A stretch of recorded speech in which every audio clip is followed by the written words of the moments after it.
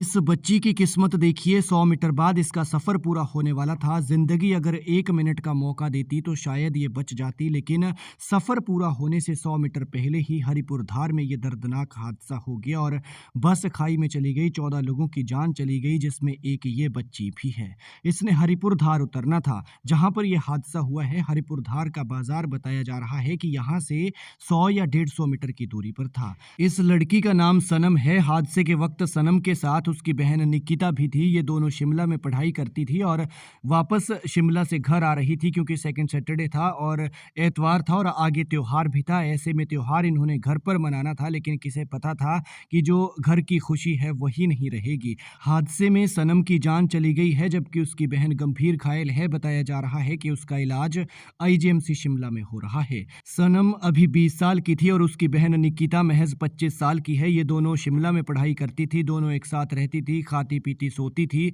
लेकिन अफसोस कि जब अंतिम समय आया तो ये दर्दनाक हादसा हो गया और बहनों को एक दूसरे को गुड बाय करने का मौका भी नहीं लगा, एक दूसरे का चेहरा देखने का भी मौका नहीं लगा और वो बहन बेचारी तड़प रही है।